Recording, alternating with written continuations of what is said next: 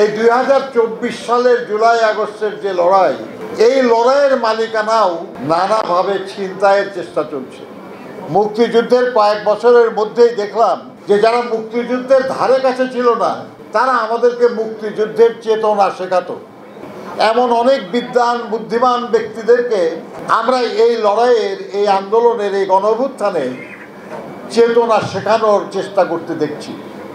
সম্ভবত বাংলাদেশের প্রথম সর্বদলীয় মুক্তি সংগ্রাম পরিষদের আমি কোষাধ্যক্ষ ছিলাম। 2রা মার্চ 1971 সালে গঠিত হয়েছে। 7ই মার্চের ঘোষণার প্রেক্ষিতে না, তার আগেই আমরা এই 19শে মার্চ ব্রিগেডিয়ার জাহাঙ্গীর আবরারকে যাদবপুরের জনগণ প্রতিহত করেছিল, শহীদ হয়েছিল। মুক্তিযুদ্ধ শুরু হয়েছে 25শে মার্চ। কিন্তু দেশ স্বাধীন হওয়ার পর এই লড়াইয়ের মালিকানা জনগণের হাত থেকে ছিনতাই হয়ে গেল। একটি বিশেষ দল পুরা মালিকানার দাবি করে, যে মানুষরা আসলে লড়াই করে দেশটাকে স্বাধীন করেছে, তাদেরকে প্রতিপক্ষ বানিয়ে ফেলেছে। এর প্রতিফল তারা পেয়েছে। দুর্ভাগ্য আমাদের যে আরো বহু বছর পরে এই 2024 সালের জুলাই আগস্টের যে লড়াই, এই লড়াইয়ের মালিকানাও নানাভাবে ছিনতাইয়ের চেষ্টা চলছে। অনেক আগে একটা কবিতা পড়েছিলাম, রথযাত্রা লোকারণ্য মহা ধুমধাম, ভক্তেরা পথের পরে করিছে প্রণাম। কাকে প্রণাম করছে? রথ ভাবে আমি দেব, মূর্তি ভাবে আমি। রথ ভাবে আমি দেব, পথ ভাবে আমি, মূর্তি ভাবে আমি দেব, হাসে অন্তর্যামী। আজকেও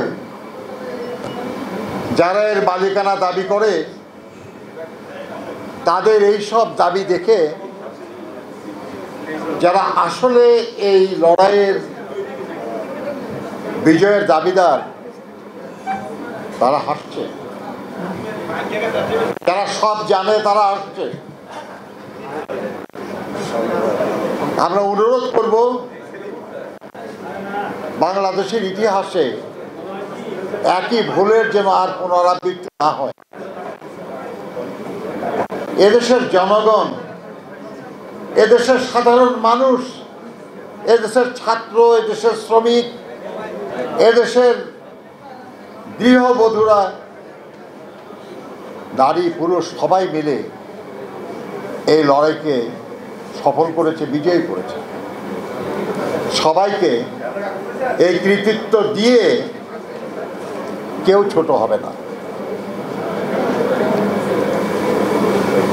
আরেকটা দুশ্চিন্তার বিষয় দেখছি আমরা, সেটা হলো আমরা যারা মুক্তিযুদ্ধ করেছিলাম, মুক্তিযুদ্ধের কয়েক বছরের মধ্যেই দেখলাম যে যারা মুক্তিযুদ্ধের ধারে কাছে ছিল না, তারা আমাদেরকে মুক্তিযুদ্ধের চেতনা শেখাতো।